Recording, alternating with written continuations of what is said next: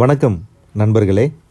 இன்று எவ்வித பணமும் இல்லாமல் ஒரு தொழிலை எப்படி துவங்கலாம் அப்படின்னு பற்றி தான் இன்றைக்கி நம்ம சொல்ல போகிறோம். ரொம்ப சுவாரஸ்யமாக இருக்கா? அப்படின்னா வாங்க ஆரம்பிக்கலாம்.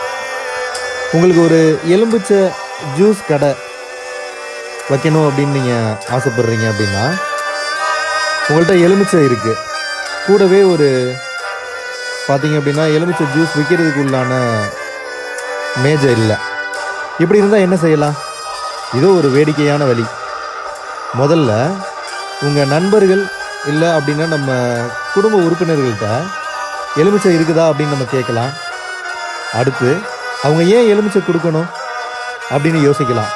ஆனால் நீங்கள் உங்களுடைய யோசனையை பசுமையாக ஒரு உற்சாகமாக சொன்னால் நிச்சயமாக அவங்க உதவுவாங்க. அடுத்த மாற்றம் பற்றி யோசிக்கலாம். இது ஒரு வகையான பரிமாற்றம் போல தான். நீங்கள் உங்கள் நண்பர்கிட்ட நீங்கள் உங்கள் பழைய மேஜையை எனக்கு கொடு அப்படின்னு சொல்லி, நானும் உங்கள் வீட்டு தோட்டத்தை சுத்தம் பண்ணி தரேன் அப்படின்னு சொல்லலாம். இப்போ உங்கள்கிட்ட எலுமிச்சையும் இருக்குது, ஒரு ஜூஸ் கடை மேஜையும் இருக்குது. ஆனால் கப்புகள், ஜீனி போல் அந்த பொருட்கள்லாம் வந்து பார்த்தீங்க அப்படின்னா வேணும் இல்லையா? வீட்லேயே இருக்கக்கூடிய பிளாஸ்டிக் கப்பு, சாப்பாட்டுக்கு வந்த ஜீனி பாக்கெட்டு எல்லாம் உபயோகிக்கலாம் நம்ம. இப்போ வந்து கற்பனை மாயாஜலத்துக்கு வாங்க. வெறும் காகிதம், கிரையான்ஸ் அதை வச்சு அழகான விளம்பரம் வரையலாம், பிக்சர் உருவாக்கலாம். எலுமிச்சம் படம், ஜூஸ் கப்பு ஓவியமாக வரைவீங்க. இதெல்லாம் பார்க்க உங்களுக்கு வந்து பார்த்திங்கன்னா சந்தோஷம் தரும். இப்போ ஒரு சிறிய கதையை பார்ப்போம்.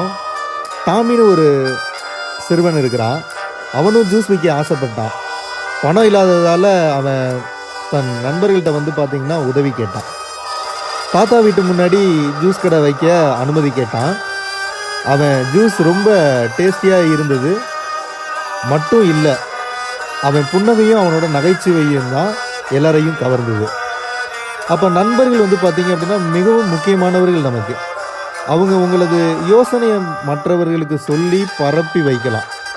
அவங்க குடும்பத்தையும் உங்கள் கடைக்கு அழைச்சிட்டு வரலாம். அப்படின்னா பாருங்கள், ஒரு எளிமையான ஜூஸ் கடை தொடங்க பணம் தேவையில்லை. உங்கள் கற்பனை மற்றும் உற்சாகம் மட்டும் பார்த்தீங்க அப்படின்னா போதுமானது. இதை போன்ற சுவாரஸ்யமான யோசனைகள் உங்களுக்கு பிடிச்சிருந்தா கீழே கமெண்ட்டில் உங்கள் யோசனையை பகிருங்க.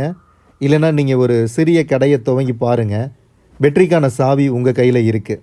ஏன்னா எல்லாம் நம்மளால் சாத்தியம். பார்த்ததற்கு நன்றி. இன்னும் இப்படி சுவாரஸ்யமான யோசனைகளுக்கு சப்ஸ்கிரைப் செய்ய மறந்துடாதீங்க.